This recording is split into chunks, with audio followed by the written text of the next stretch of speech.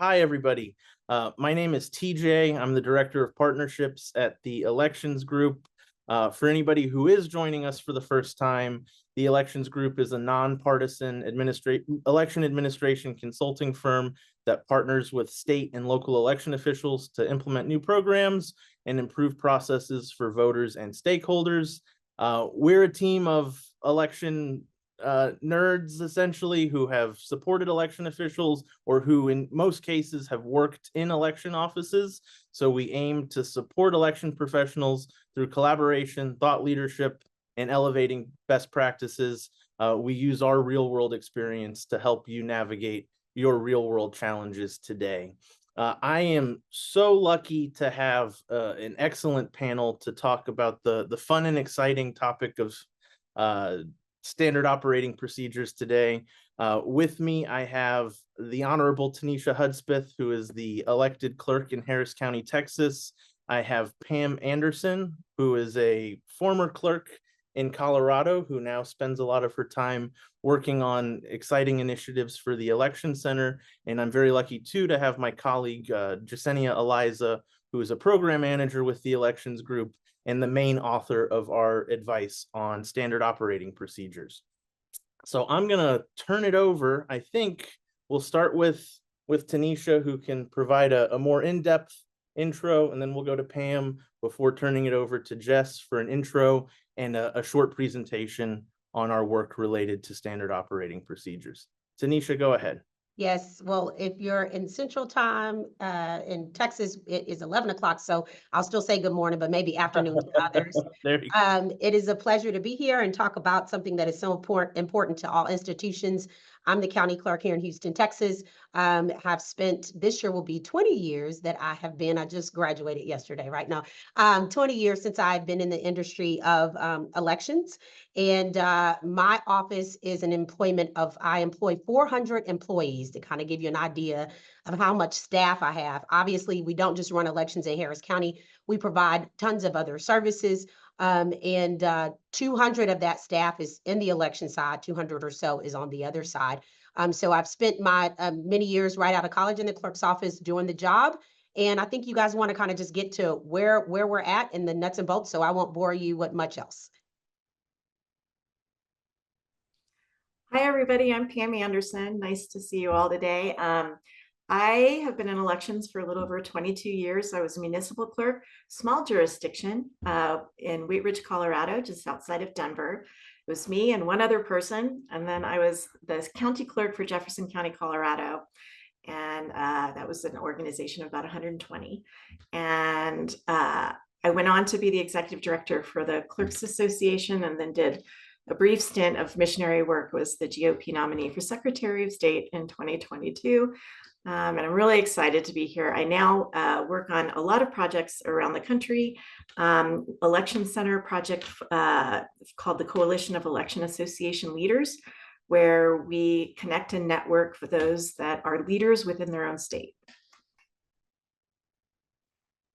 Amazing.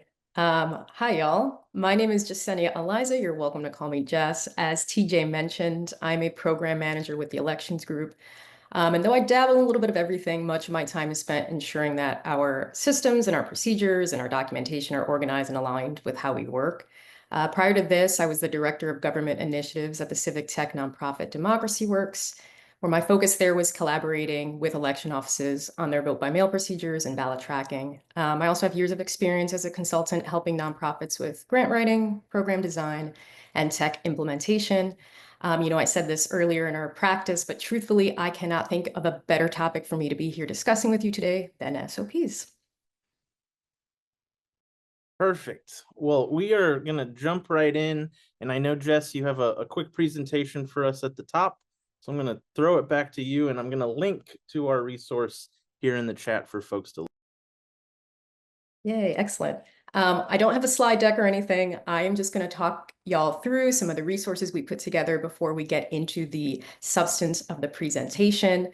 I think it's important to kind of start off by highlighting, why are we talking about SOPs? Why is this so important? I think standard operating procedures, or SOPs, create a really solid foundation for any organization, but especially for election offices. They ensure that you're managing the steps required to properly move through procedures that your office is going to engage in before, during, and after an election. And why do you want to use an SOP? Because a well-developed SOP ensures consistency. You're standardizing how you work and making sure that the steps you follow each time are the same. You're reducing risk. So sometimes work is done from muscle memory, and that can mean you truly only have one person that understands a process, and this can create a point of failure. But also, unless we're engaging in a process every day, memory does fade. So it's important to have that documentation. And the other thing is it helps for a smoother transition between staff, whether that is you've got a new person coming on or you're handing over a procedure to someone else. So to build and refine your SOPs, we've developed 3 key resources. I think it's important to know that developing these resources, we drew from our own experience. We have a team of people at the elections group who have worked both at the state and local level. So we've got that knowledge. We then gathered insights from multiple election offices who were really gracious enough to share their SOPs. And I think some of them may be on the call today. So thank you so much for being willing to share with us. And we consulted with partner organizations. And this was to ensure that these resources reflected the best practices that are out there. So this SOP toolkit, what does it contain? First, it has an SOP development guide. This guide is going to walk you through the entire SOP creation process. It includes tips for identifying process priorities, assigning roles, documenting the process effectively, and strategies for finalizing, storing, and revising your SOPs to keep them relevant over time. The second resource is an SOP template. Now, this offers you a customizable starting point for you to develop those SOPs. It's going to be a structured format, and it ensures you have key elements in your documents. And of course, it is adaptable. So if you download this template and you think, oh, this section doesn't really work for what I'm trying to document, go ahead and remove it. And the last item is an SOP checklist. And for me, this is one of the most flexible pieces of this toolkit because I think it can be used in multiple ways. I think it can be used to provide a final review for your SOP to ensure you haven't missed any critical details. I think it can be used as a way to do a high-level evaluation of your existing SOPs, but I also think it can be used as a tool as your first step toward aligning your SOPs. So I know that folks are limited on time and you're not going to have days and days and days and days on end to evaluate and work through your SOPs, but a good first step could be taking this checklist, and it's been already broken up into chunks, and saying, we're going to tackle this piece first and see where we get. And then as we find time, we'll continue to tackle the other pieces. So I think these 3 resources, this SOP toolkit, is really designed to help you develop SOPs that are manageable, repeatable, and strategic. I love it. I love it. I love it.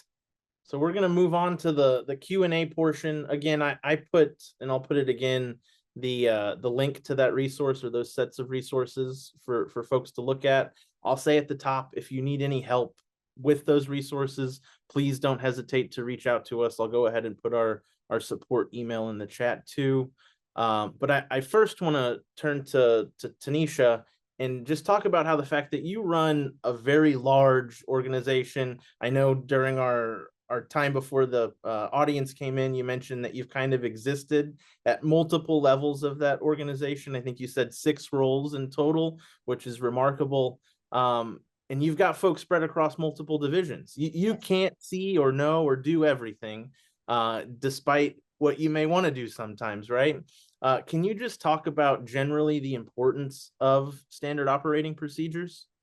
Yes, standard operating procedures is going to be one of the most important longevity systems that you provide for your office or company, because I know we have people from different platforms. So I started working in the clerk's office as an admin assistant in public affairs many years ago.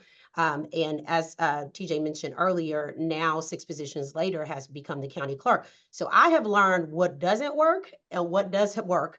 in all those many different years. But one constant should be, whether you call them job descriptions, whether you call them checklists, whether you call them standard operating procedures, is that you put a system in place and to the best of your ability. Look, we all have offices and organizations of different sizes, and I don't run this office all by myself. I have chief deputies and administrators, is to have an ongoing document because it isn't a final document. People should know that. With standard operating procedures, it's a document that evolves over time in the different positions. And what we have gotten really good at, obviously you heard 400 employees, so we have more resources here in a city this large and county this large to have a second person that's learning and cross-training.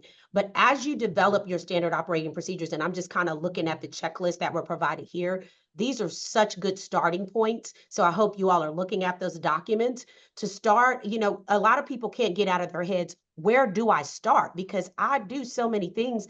They can't envision getting it out of their brain and out of their practices onto paper. So what we have found in our office that is a really good practice is you are documenting your SOPs as you go through the process. So we're in an election cycle now for small entities and cities and jurisdictions. And as you're going through your process, you're spending a couple of minutes saying, let me add this in, because if you're in a period where you're doing your day-to-day work and not in the practice of what your daily operations are in that busy season, there's some things that can get missed. So I think number one is knowing there's no final place for your SOP. You can have a good solid document, but it is ever evolving with every course. Cross-training is really important, but it has helped us to not be one person stuck. And I remember many years where the document, the job, the title was one person. And when that person was gone, everybody was looking around like, okay, how do we figure out what to do next? So this is going to be one of the most important things. As I became county clerk, I became a little bit more strategic about that. And it has helped us when people go on to better opportunities, or they even grow within the operation into other positions, that they have a platform to leave behind. So remember, it's not a final document. It is a solid document, but it evolves over time. I hope I've covered a good amount of that. No, I think that those are really excellent points. I'm going to turn to Pam. Pam, just because I think you have a really interesting point of view to offer, and that you've worked at the municipal level, you've worked at the county level, you've done work across the state of Colorado through the Clerks Association, and now you have this more national viewpoint at the election center. Can you, I think, augment much of what Teneshia talked about and just say generally how important these things are, or how important standard operating procedures are? Yeah, well, Teneshia, you touched on it a little bit. I think operational resilience is probably one of the biggest reasons why these SOPs are so important. A lot of us are across the country are experiencing turnover, whether it's generational turnover or as our jobs have become more stressful. And having these procedures written down help with operational resilience. If you're a small organization like I've led, nothing strikes fear in your heart more than your elections manager or elections director saying they're moving on, even if you're happy for them in the case that they're moving on. And having things written down gives you a little bit of peace of mind when you're going through those changes in your office. And as leaders, we have, don't we, a responsibility to consider those resiliency issues and minimize disruption as much as we can. And so even when we have limited resources and we know, timing is everything, often you get those vacancies, like, I don't know, 2 weeks before ballots go out, or, at the most difficult time, or, someone's going on maternity or FMLA, this can really bolster your operation. And that, at certain key times, it's hard to take other personnel away to train. And so these become such a really important tool. I would think that another really important for SOPs is operational security, right? So you have your resilience and security. And so when things happen, as we know they do, you're better prepared for those issues if you have things written down, from I can say last year, we were on the ground for a pilot project in Colorado, and we had 3 jurisdictions that had print vendor errors, and that happened in different places around the country. That required all the mail ballots. In Colorado, we do a lot of those, that had to be replicated. Having a procedure in place that for replication of ballots, like ballot processing, gives you a leg up. And finally, if you're challenged, no one wants this, but let's say you're challenged and you end up going in court, having your processes documented and you're asked to explain a complicated process, you say, here it is. I don't have to explain it. This is how we write it down. We train everybody to this. So those are 3 reasons that I can think of, really important and increasingly important in times of challenge and crisis. That's excellent. I'm gonna look at Jess. I know as your colleague how wonderfully detail oriented you are.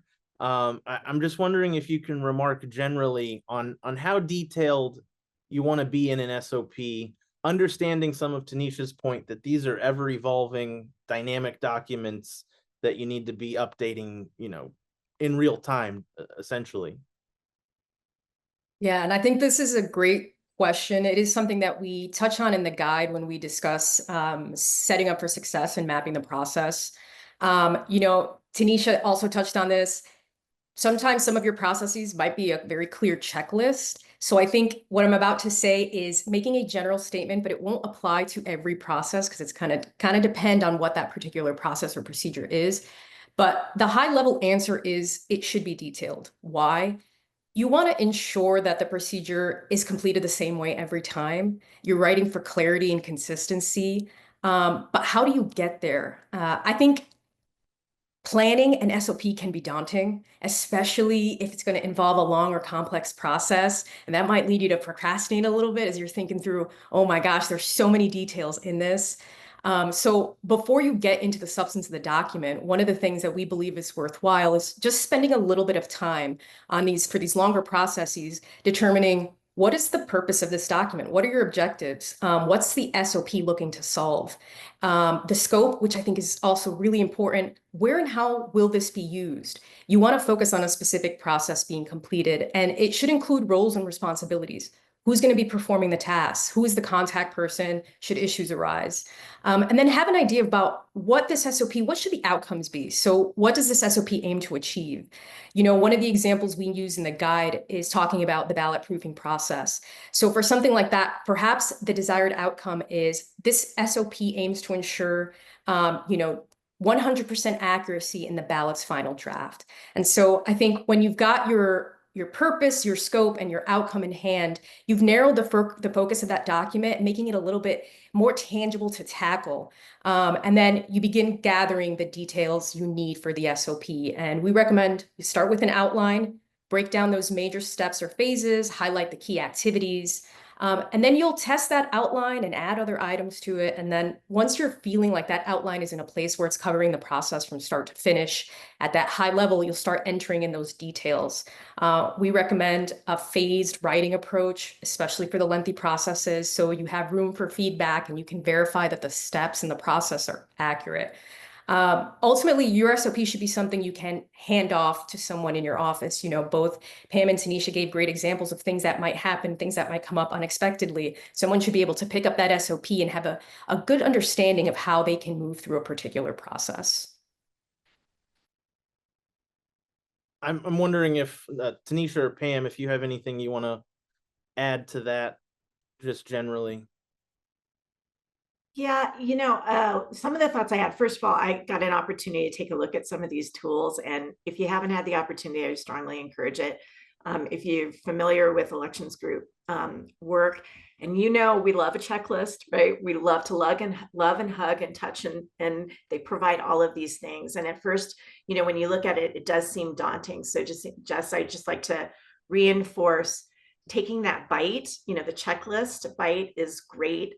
One of the things I would that experienced last year when one of our county clerks was losing their elections person in the middle of an election. They brought somebody in, were able to hire somebody to help out. But of course, training during an election is difficult. So one thought, if you're a small jurisdiction, it's you and one other person.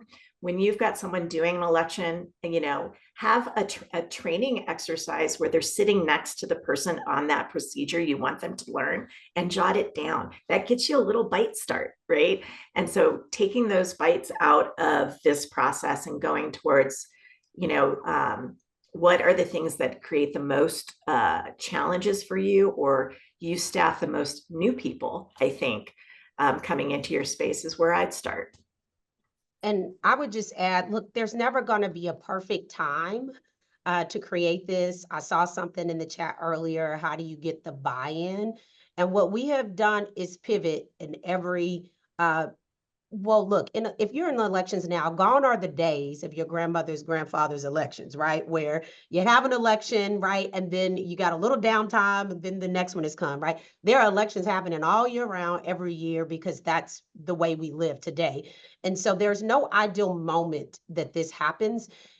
I don't like to use the word forced, but you are pushing people to do it in the middle of everything because they're working anyway. And so with the cross-training piece, it's happening in real time while you're doing the job. And, I could give an example. In front of me, I've got 3 monitors. I have tons of windows open, but I always keep a Excel spreadsheet or a Word document that reminds me to do things, right? While you're doing it, because a week from now, you'll forget that thing. And so it is happening in real time. The buy-in can be difficult, but when we're having team meetings, there are times where we set aside to say, okay, what's your top 5? They don't realize they're creating their SOP. It's not kind of like tricking people into it, but you're creating it in the middle of your team meetings, or what I call in my office deep dives. I might have a deep dive with my ballot by mail department. And in the deep dive, I'm having them jot down things, which also then leads them to do the next thing. So you figure out what works for you, but there is not a time where you're going to say, today's SOP day, or tomorrow is. It needs to be a ever-changing, ever-going process as we go, because, gone are the days of this enormous amount of time to commit to this. And I know more than any of you all. I get it. The challenge to get it done is where the difficulty comes in, which is why I'm trying to help with the mindset that it's not a segmented time. It is happening while you're doing the work. And I agree with Pam and Jess on this tremendously. I think that, go ahead. No, you are the. Well, I was just going to say, one of the things is leveraging your colleagues as well, because we're seeing association work where having these SOPs, having these effective practices are so important, and maybe getting some buy-in either with your own team or with your colleagues across jurisdictions is a great way to have a session about, hey, where is it really important, not only for us to be consistent within our own jurisdiction, but maybe cross-jurisdictionally. So I had, what would you prioritize? I feel like registration is always a good, data entry is a good place to start. I'm a big fan of ballot processing procedures as well. So that'd be a close second, but registration, you're often ramping up or ramping down, and whether you're top down or bottom up jurisdiction, maybe, a draft, like using this material to do a session at your conference, a workshop at your conference, or calling elections group and say, hey, we really need to find some consistency on how we treat this type of registration. And then suddenly you have a document to start. And share across platforms. Sometimes I definitely feel, yes, I'm a big county, but I don't know it all. And there are counties and jurisdictions that share, here's our document, this is our starting point, which I've found to be brilliant. So, use this panel and the resources that you're getting, but also I work with my colleagues all the time to help me just get to the next stage. And we share as well best practices. And this isn't in the provided list of questions, but I'm thinking about vendor relationships and how important those likely are in some of these more technical aspects of folks' jobs. So I don't know if anybody wants to remark just generally on leveraging that guidance you already get from vendors to give you a head start on some of this SOP writing? So I'll just kind of hop right in here. In terms of vendors, what I have learned is that there's a certain amount of resources already there, especially if you are, working with a new vendor who's, that's getting ready to come into your office and provide a service, that they already have something in line or some background or some toolkits or some workbooks. And so now it's innately a question for me when I'm hearing something from a vendor like, hey, we provide this or that. And I'll say, what best practices, what information, what kind of training can you provide that helps us with that? So the good thing about it is we've got exceptional technology now. Some used for the best, some used for not so best, right? But using technology to our advantage too has been amazing. But almost every single vendor I've worked with, whether they're new or we have worked with them for years, part of my ask is always, what tools do you use? Do you have a training team? Do you have something in writing that would help us with the cross-training piece? Will you be willing to come in to help build this platform with us? Because most of their practices now require that. Pam or Jess, anything on that point? I think the only thing I would add is, yes, echoing what Teneshia says about the existing materials that some vendors might have. There's also an element of, are there pieces of the materials you could be pulling out to make something a bit more comprehensive for a specific part of a process? So rather than you going through and trying to take your own screenshots and draw your own arrows, are there pieces that you can pull out and reuse, rather than if the guide is very long or this piece, it seems too technical? Take a look at those kinds of things as well. Thank you. Thank you. I encourage folks, we have a few things in the Q&A, and I encourage folks to use that because we're getting a lot of them, so we're going to probably turn to Q&A early.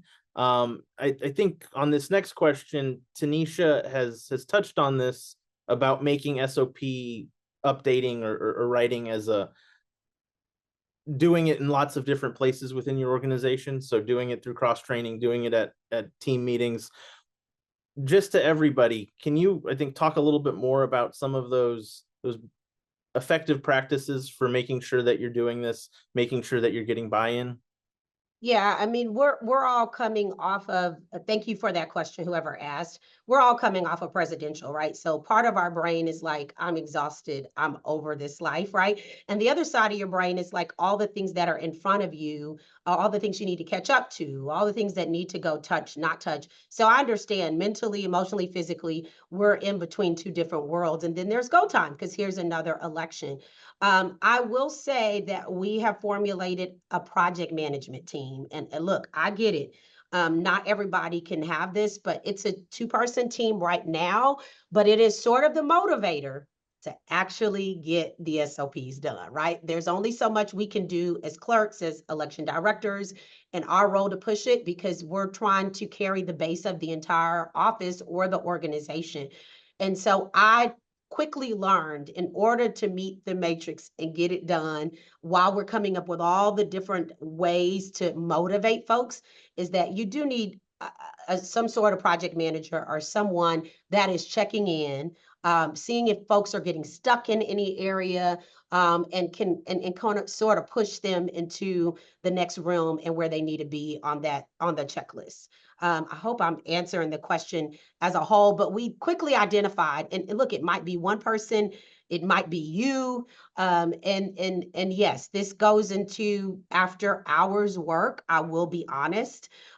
This does go into after hours and sometimes weekend, but if you're in the middle of election cycle where you're working that time anyway, check-ins, having support teams, and some of our departments within the elections division has a point person in their department as the SOP go-to. That's checking in with the different sections, right? Okay, how are we doing? Are we getting stuck? How can I help? And so, there's always a great idea person. There's always someone who's like, okay, I can help, but then you need a driver. And the driver is the person that pushes you in to greatness and to meet those deadlines. And so if you have a driver who wants to take this project on, or that you think is the best person to take the project on, that's definitely what I would explain, or if you're saying, hey, I need a reason to ask for FTE, this would really be a good asset to have on your teams forevermore, right?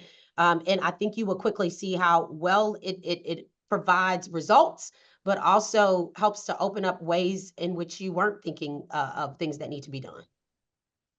Yeah, and I'm gonna turn, I think, both to Pam and Jess, just because I know both of you have experiences working in smaller offices where, it's one person, it's two people, it's three people.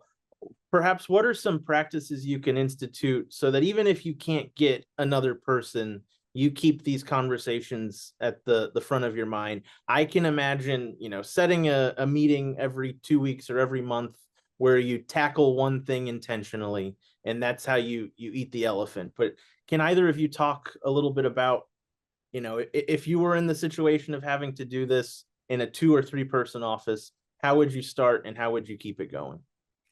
Yeah, I think, where I find all of us are most motivated is when things aren't going quite right. Like, we all have a lot of ownership over things, and, you're bringing poll workers, election judges in. And, I think one way to motivate setting this down is problem solving, right? And so you say, hey, our judges went completely, or our poll workers went completely sideways, or our data entry clerks that were ramping up for temporary times went completely sideways. It was confusing. I think another place to spur it is I don't think anybody has experienced static administration recently because of legislatures or changes in technology. And so using a change in whether it's your voting system or requirements in registration or anything like that is an opportunity to spur that teamwork. And even with a small, saying, hey, we have to tackle this, why don't we also take a moment to make sure that we're doing everything as efficiently or effectively when we don't have a lot of time? Those would be two things I can think of that would spur some opportunity for a small jurisdiction. I think I will add to that, being organized at the onset. And for this, I mean, there's some things that I think are simple. The documentation you're using, let's make sure it has a last updated, last revised, current as of date, something that lets us know, hey, when was the last time someone changed this? And then naming convention of your docs, especially if you're keeping documentation in a shared drive. I know many of us are guilty of the XYZ process copy document, or the copy, or the final process copy #1. And you're going, okay, which of these is the actual document we should be using for these processes? And I think having at least these two little elements in place helps ensure when you do have that time, you're quickly able to access that documentation to be able to do the work. And I know we've talked now about how these are evolving documents. And, Teneshia said, you're probably not gonna be able to have a week where you say, this is SOP week. It might not be realistic, especially if you're in this small offices. So think about ways you can incorporate it, whether it's you're learning a new process, you've got a new person you're trying to teach about a process. And an element of post-election debriefs. I hope that y'all are finding some time after your elections to kind of sit and talk about what was good, what wasn't good. This is a good time too. Oh man, I noticed that during this process, this thing was missing. Let's make sure we note that down. One of the key things is, as you're moving through your election, keep some notes somewhere. Is that going to be, on your phone or on a computer, somewhere where you're writing down, hey, I did this process and something was missing here, ? We need to discuss. So just keeping in mind these little elements that'll help you make adjustments along the way. I know, Jess, you curse me every time you find my draft_draft_draft_hyphen_final in the shared drive. I promise that there's a system behind that, but it's not a good one. All right, we're gonna turn to the Q&A because we have several questions in there. Please, if you have questions as we go, put them in the Q&A and we'll hope to get to them toward the end. But we're gonna start off with a question on, if you had to prioritize which election procedure you would start with, like what's the first bite out of the elephant? How do you go about ranking those things? Yeah, I mentioned it earlier. I guess I'm an elections person, so I'm a timeline calendar gal, right? So I always start, at the beginning of my election calendar. What's the first interaction that, my voters have? And that's registration, point of registration. So I tend to like to go through time. The exception to that would be if you're having an issue with something or there's a change, something that triggers. It'd be really helpful for us to have a consistent SOP if you had some sort of challenge. But I like to start, the path of the ballot, right? Well, it starts with registration. Ballot processing is another place. Anytime where any procedure where you have your full-time person or staff that you bring in temps, that you're bringing in temporary workers, whether it's poll workers. I think those are ripe for SOPs as well. Anybody else want to remark? Yeah, Pam was right on target. I mean, if you're in elections, the calendar is your lifeline, right? And so I would agree on the calendar. Look, in Texas, we're in the middle of a leg session. Every leg session, we kind of sit on the edge of our seats again, wondering what's going to come out of that will impact then the next election. And so the laws, Secretary of State procedures, and how we ever evolve. And then from there, the very first thing we have to do, the very set of voters that start to vote first, is ballot by mail.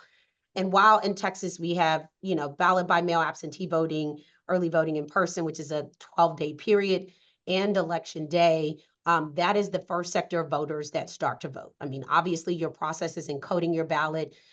In Harris County, we're not the registrar, the tax assessor collector is the registrar, but we work hand in hand because we know if your registration rolls and your procedures are not there, then your election is going to be impacted by that.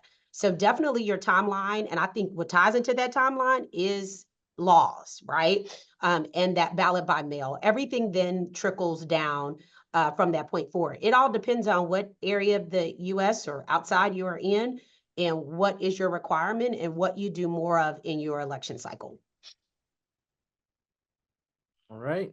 And I think we'll try to get through as many questions. So if I miss anybody panelist wise, then please raise your hand and we'll go back. We've got a question here about, Teneshia, you used the term or the phrase cross-train, which I know some folks, they probably giggled a little bit because they're like, well, I'm cross-trained in everything because I'm one person.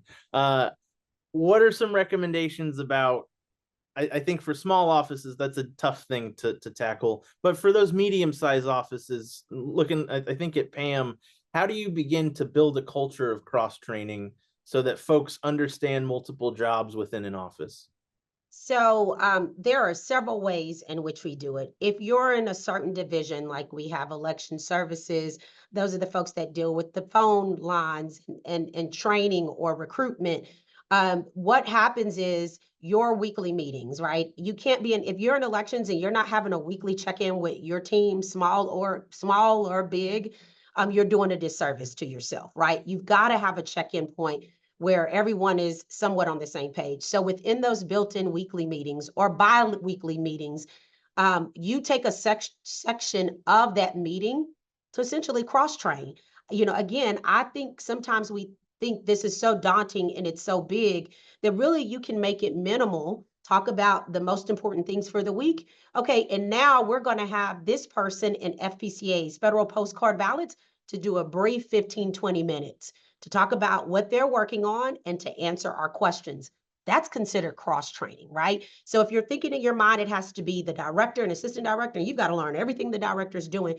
Eventually that happens over time, but you build that in. Also, following the presidential election, after we kind of somewhat came out of zombie land, what we started doing is the different divisions, for instance, my supplies team or operations started doing weekly, hourly workshops or training to the entire division, whoever wanted to set up, to learn just what that division did, right?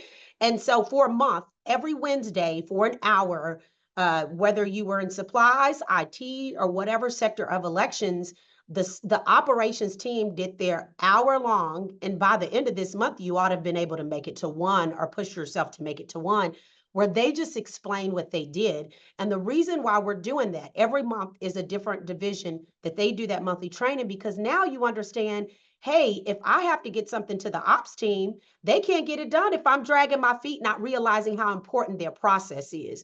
So now we're in the teaching phase. What do we do that impacts this division or another division? And how do we bring that together to better understand the resources we need, the timelines we're on? And when they're bugging the heck out of me, it really is because they've got to get supplies out and they can't because you're holding on to whatever it is. And so again, it is what practice are you doing now, and how do you fold it into what you're already doing? Don't always recreate the wheel. Use what you have and bring it into the fold to what you have. I really like that point that cross training doesn't need to be you learning everything. It That's can right. be those quick touch points. And I think as it relates to the question of cross training smaller offices, that is certainly, I love the practice of bringing folks in to intentionally learn an hour a week or, over some cadence. I really think, kind of pulling a little bit of what you mentioned, the idea of looking at like your poll worker trainer and having them turn internally during times of less stress, though they are fleeting. That's an awesome idea. All right, let's Yes. move on. Oh, sorry. Let's move on to the next question because we've got a few more. This person's talking about how click-by-click details can confuse observers if they're looking at your SOPs as they're observing a process and create more questions than necessary. So how do you go about understanding how important transparency is both internally and externally? How do you go about bridging that divide and making sure folks are getting what they need and not being overly confused by something? Yeah, and there's a few related questions in the Q&A on this regarding this, and legal advice. So first, disclaimer: not a lawyer. So if your lawyer's telling you something, that's who you follow, because if they're wrong, they're the ones in court defending that anyways. So not a lawyer. But depending on your transparency laws in your state, they may vary a little bit. And my state, which is a heavy transparency state, pretty much any final document is open record. And so there are exceptions for redaction for security. I saw a question there. But a manual for voter registration, for example, that's provided by a vendor would be fair game in my state. You may have to redact certain pieces. The complicated procedures, you could say, look, this is an administrative complicated process, but it would be lovely to simplify it. And I think, some of the communications tools with the elections group have some great sort of snacks for simplifying processes, whether it's a poster or a handout for observers. And most times they appreciate, our watchers appreciate that simplified version. This is overall what you're seeing happening here, versus the click-by-click detail that can be a little bit tougher, and implies that they're supposed to be following that. Observing is you're just sort of watching. So I would simply have a simplified version for what they're seeing versus the procedural version. They may have access to the procedural version for public record in our state, but generally the observers that they send, with some exceptions, are just wanting to basically understand the process around it. That's excellent. I see somebody in the Q&A giving a remark, which is balancing that, you don't want to give out, you don't need to give out everything, in not just thinking about external audiences, but also employees or, temporary employees in some cases, giving them the information that they need so that they can do the job that they're doing effectively. I love that. All right. So here's a question more on the nuts and bolts, the actual doing of SOP writing, which is, what are your thoughts on having multiple staff members help write SOPs? Does it make it harder, or should just one person really be the keeper of the SOPs? I know Tenesia's probably laughing because there's that would be a very prolific author in your office, I'm I telling you. imagine. But can we remark more generally on kind of balancing, having that consistent tone with needing multiple people involved? Anybody's free to jump in. Well, I really like the sort of crowdsource approach at first, like at the beginning. Putting on my leadership hat, my manager hat, you kind of want to know about compliance, right? Like, so you want to make sure where those differences are and whether or not they're effective best differences, or maybe something that emerges as, hey, yeah, no, that's not a thing, gently. And so seeing those differences can be educational, but also, encouraging your team to say, hey, you're best or I'm brightest. You may have a more efficient way of doing the same steps, right? So crowdsourcing that, and, having that leadership person that says, okay, I'm going to be the editor, I'm going to be, and it might be me, right? Like if I'm the clerk and it's me and and if just a couple of people, I might be the one to take all of that material and edit it down. But I like having as many folks involved at the beginning, and then you'll find the people that have real talent in this will sort of emerge through the process. And if I could just add, Pam, hit the nail on the head in many of different areas. It really does depend on the resources that you have, right? We want to be realistic. Like if you can build a team that are the main resource and can kind of put it all into a clean document, I mean, that's like the ideal world, but we know that we don't live in the ideal world. So you need a lot of folks involved. And that is part of the buy-in, because I saw something earlier in the chat, like, how do you convince them that you're not trying to replace them or this, that, and the other? I'm constantly reminding my team that we're a big operation, right? If you get the better opportunity, we are not seeking to replace you unless, bottom line, we're not seeking to replace you. So I'm always reiterating that, and always saying, you don't understand how much this is going to help you down the line than anything, because the things, especially if you're a manager or a director, your staff will continue to stop pulling from you in ways that you can get time back, because now they're empowered to talk to each other and explore their operations together and to get better at it. So kind of, the way I sell it is it's empowering. It can be painful, but eventually you have to think about the end goal, right? And so in terms of the fear tactics, look, there's no way you're going to get, I turn to object A and then move to object B to do object C, right? I'm doing object C and here's the 1, 2, 3, 4. So, hey, look, we're not going to be able to, checklists are more defined in every detail, but the hope in your standard operating procedure is that you have a good enough summary for that procedure that someone can come in and be able to learn it or figure it out. Not that you're giving the exact, bullet point for every next step, because that is tedious. Look, I get that. So what I'm doing is empowering and educating and helping. And I'm telling you, 9 times out of 10, the team comes back and says, I didn't get it. I was stressed. This is amazing. Do you know now I'm getting what I need on the other side?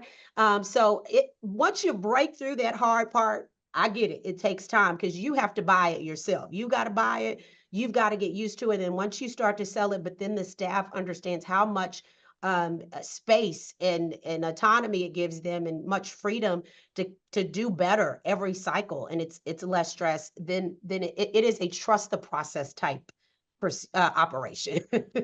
I no longer, like, I try not to use if you get hit by a bus Yeah. analogy. That It's more part like too. if you win the lottery tomorrow, like, what are the chances I'm going to lose you? But Yeah. if you were to win the lottery tomorrow, and also I think that maybe some neighbors having an afternoon with some neighbor counties, and you say, look, you're a leader in this space, and I want you to be part of this team with your colleagues, right? Might be an awesome way to encourage and leverage their experience. So we're leveraging your experience not just for us, but via the association, and enhance their professional street cred, right? To say this is, you can incentivize.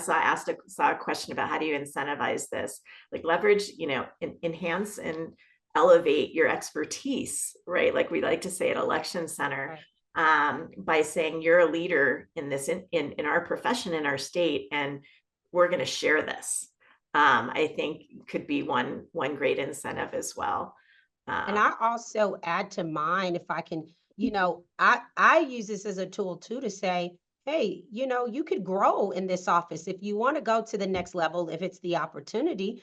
This is a point of growth for you, right? If you want to continue to grow in this particular department, then maybe this is the thing that catapults you to the next level of leadership in this office. And there are some folks who want to do that, and as a result, I have been able to staff up and firm up my department and departments in a much greater way where we have a 3-person succession plan, right?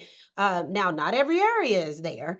It has taken time, but it also, if you have this space and you're a good leader, good leaders always want to educate and help their teams to be as strong as possible. So when you walk away from the job, that they're able to be, that you can be off maybe 2 days, because we know in this industry, there's not a day that somebody's not calling on us for something.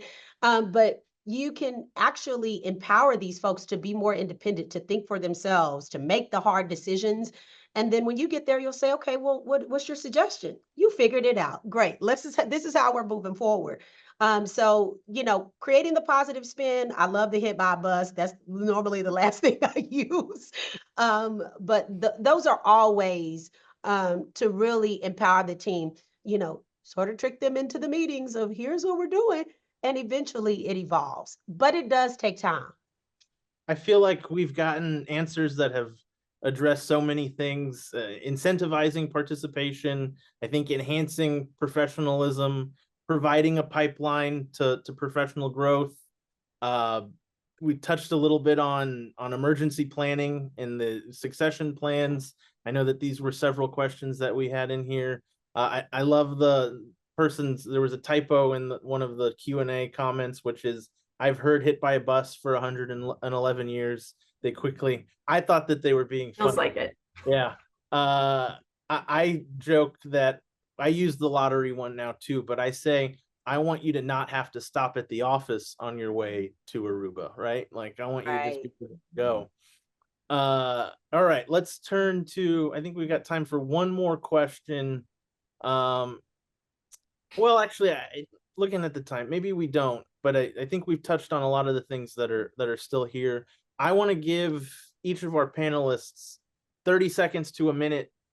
Give your best sell. I know this isn't one of the things you were prompted, but give your best sell on SOPs. Tell us why election officials should use them. Tell us why they're important, and then we'll sign off after that. And we'll start with Pam. Yeah, I think SOPs, this is my best sell, will save your bacon. It will save your bacon when things don't go quite as well as you'd like in whatever arena that you have responsibility for, whether it's you or a staff member. Like I mentioned last year, things happen, errors happen, vendor errors. And in those crises, you don't want to have to sit and write this stuff down. You don't want to have to do that. So this, chip away at it, don't be overwhelmed. Just take a little piece. It doesn't have to be a complicated piece, and then just build on it. Take that first step. I think that might have been 60 seconds exactly, Pam. It's like you planned for it. They're going to think I gave you that question in advance. I usually talk way too much. That was really great praise. Thank you. Let's go to Teneshia before closing out with Jess. To be honest, I always have a challenge with timeframes, but Pam really did say it all.